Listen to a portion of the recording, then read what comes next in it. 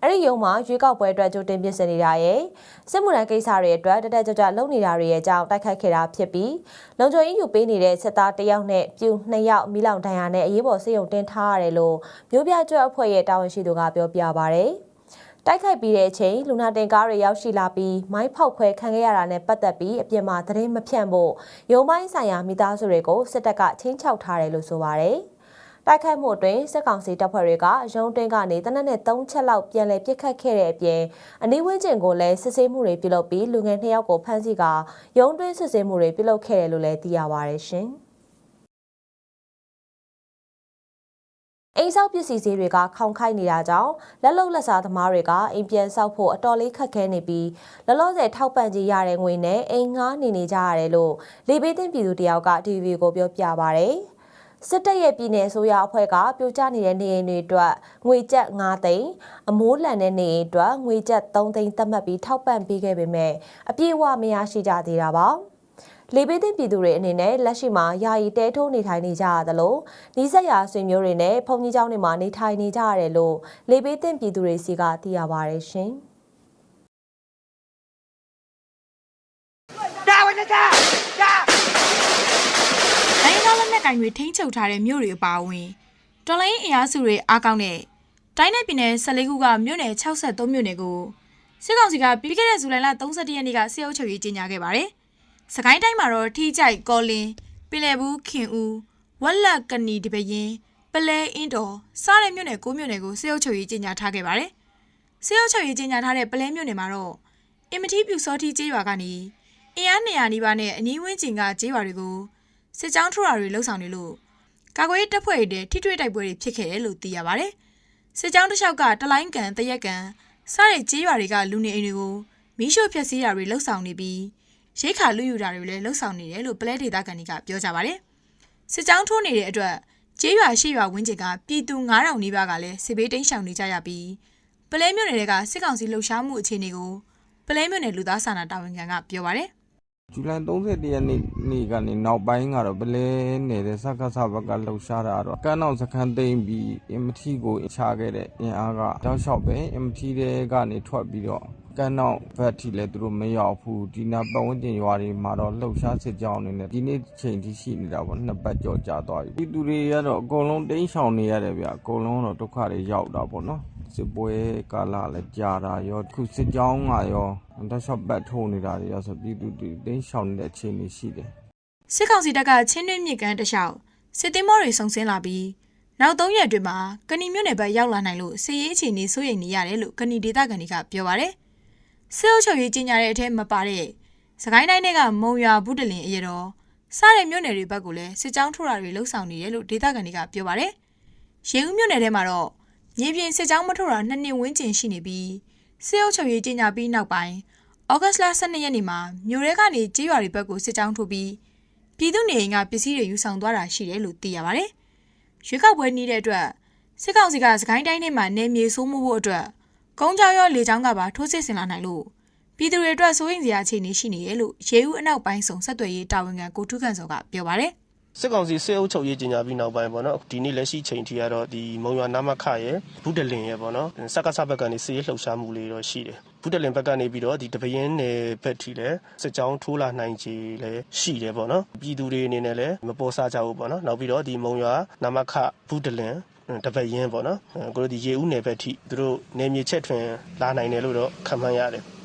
စစ်ကောင်စီကစကိုင်းတိုင်းထဲကိုစစ်ကြောင်းထိုးတာနဲ့လေကြောင်းတိုက်ခိုက်မှုတွေလှုပ်ဆောင်နေတယ်လို့ကုန်ပစ္စည်းတည်ယူမှုကိုလည်းကန့်သက်ထားရရှိတယ်လို့သိရပါတယ်။ဩဂတ်စ်လပထမပတ်ကစပြီ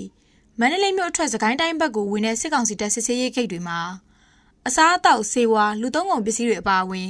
ကုန်ပစ္စည်းရှင်မျိုးကိုကန့်သက်လိုက်တာပါ။စစ်ကောင်စီတပ်ရဲ့တိုက်ခိုက်မှုတွေကြောင့်ပြည်သူတွေစစ်ဘေးတိမ်းရှောင်နေကြရချိန်မှာကုန်ပစ္စည်းတည်ယူမှုတွေကပါထပ်မံကန့်သက်လိုက်တာဖြစ်တဲ့အတွက်အကူအညီပေးရေးလုပ်ငန်းတွေမှာအခက်ကြုံနိုင်တယ်လို့စကိုင်းတိုင်းကစစ်ဘေးရှောင်တွေကိုအကူအညီပေးနေတဲ့ SNC ဖွဲ့တာဝန်ရှိသူကပြောပါတယ်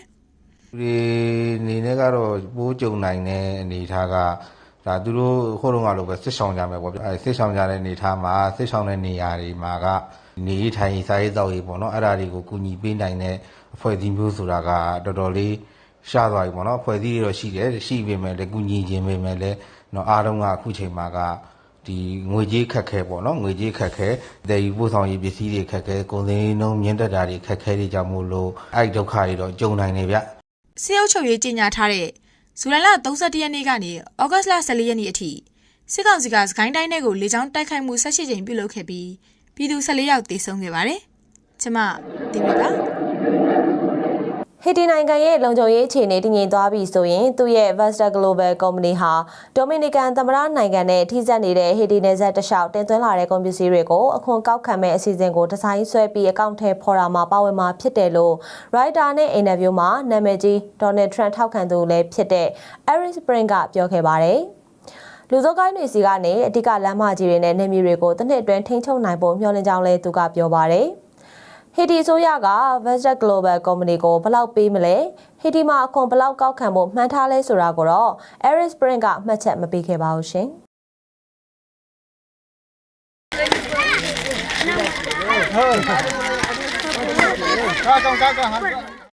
တနစ်နီးပါကြာမြင့်နေပြီဖြစ်ပါတယ်ရခိုင်ဘူတီတောင်ရတေတောင်ပုံနှကျွန်းကြောက်တော်မြောက်ဦးမြင်းပြားမြေပုံနဲ့ရှင်းပြည်နယ်ပလက်ဝတ်မြို့နယ်တွေမှာဖြစ်ပါတယ်ဘာတွေမှာထိခိုက်နေတာမှုတွေရှိနေပါသလဲရခိုင်ပြည်နယ်မှာလေယာစိုက်ပျိုးနိုင်တဲ့ဧကဟာ12သိန်းကျော်ရှိပါတယ်ဒီတိုက်ပွဲတွေကြောင့်စပားမစိုက်ပျိုးနိုင်တဲ့ဧကဟာ2000နီးပါးလောက်ရှိပါတယ်ကျွန်တော်ရခိုင်ပြည်နယ်ရဲ့လူဦးရေနဲ့ကျွန်တော်ရခိုင်ပြည်နယ်ရဲ့စိတ်တဲ့လေကနေဆိုလို့ရှိရင်ကျွန်တော်ရခိုင်ဒေသအတွက်ဒီစားဖို့အတွက်ဆန်စပါးကတော့ဘာမှစိုးရိမ်စရာမရှိပါဘူးကျွန်တော်တို့မှာပိုရှန်ပါသေးတယ်အဲ့တော့အခုတော့စပားစိတ်တဲ့ရာသီမှာစပားစီးတွေကျွန်တော်နိုင်ငံတော်က9သိန်းပြောပေမဲ့9သိန်းအောက်မှာရှိနေပါတယ်ခင်ဗျာဒီတော့ကျွန်တော်တို့ရခိုင်တောင်သူတွေကျွန်တော်ရခိုင်လူမျိုးတွေကျွန်တော်တို့မိသားစုတွေအကုန်လုံးကျွန်တော်တို့မိသားစုစားဝတ်နေအတွက်ကျွန်တော်ရခိုင်ပြည်နယ်မှာဘာမှစိုးရိမ်ကြောင်းကြမှုဖြစ်စရာမရှိပါဘူး ပွဲတွေဖြစ်ပေါ်နေတဲ့အတွက်ရခိုင်ပြည်နယ်မြောက်ပိုင်းကဒေသတချို့မှာရှိတဲ့အခြေခံပညာကျောင်းတွေကိုပိတ်လိုက်ဖွင့်လိုက်လုပ်နေရပြီးတော့တချို့ကျောင်းတွေကိုတော့လုံးဝပိတ်ထားရတဲ့အနေအထားမှာရှိနေတာပါလက်ရှိမူလာတန်းကျောင်းသားဟာ1000ကျော်ရှိပြီးတော့အလေတန်းကျောင်းသား900ကျော်အထက်တန်းကျောင်းသား100ကျော်စုစုပညာသင်ကြားခွင့်ပေးထားတယ်လို့လည်းသိရပါတယ်ရှင်လက်ရှိလူမှုစီးပွားဘဝဖွံ့ဖြိုးတိုးတက်ရတဲ့ဘာမှထူထောင်လို့မရတဲ့အခြေအနေမျိုးပေါ့နော်အခြေခံစားနပ်ရိက္ခာကအစရှားပါနေတဲ့အနေအထားမျိုးရောက်နေတယ်ပေါ့နော်စေဘေးရှောင်စကန်တွေမှာလည်းလူဦးရေထပ်ပြီးတော့တိုးလာတယ်ကိုတို့အရင်တော့ကျွန်တော်တို့မှန်းခဲ့တာက6000ကျော်လောက်ဖြစ်လာလိမ့်မယ်လို့ဒီမိုးတွဲကုံရင်ပေါ့နော်မိုးအကုံလောက်မှမှန်းခဲ့တယ်အခုတော့3သိန်းနီးပါးကတ်နေပြီပေါ့နော်စေဘေးရှောင်အရေးအတွက်ဟာအကုန်လုံးကတော့ထိခိုက်နေတာပြီးတော့အကုန်လုံးကပျက်စီးနေတဲ့အနေအထားတစ်ခုပေါ့နော်ဘာမှတီဆောက်လို့မရတဲ့အနေအထားတစ်ခုရောက်နေတာပေါ့ကျန်းမာရေးလိုအပ်ချက်တွေရှိတယ်ဥပမာနေမကောင်းထိုင်မကောင်းဖြစ်မဲ့အဲ့နေရာမှာစိတ်ခမ်းနေမရှိဘူးကိုရှိခဲ့တဲ့နေရာမှာရှိတဲ့အခြေအနေတွေပျက်စီးသွားတော့အဲ့လိုကျန်းမာရေးလိုအပ်ချက်ရှိတယ်နောက်ပြီးရင်ခုပညာရေးလိုအပ်ချက်ပေါ့နော်ပညာရေးမှာကျောင်းတွေပိတ်ထားရတော့ဒီရောက်တဲ့နေရာမှာကျောင်းတွေမနေနိုင်ဘူးအဲ့ကလေးတွေပညာရေးရှုတဲ့တယ်ကျန်းမာရေးရှုတဲ့တယ်နောက်လူမှုရေး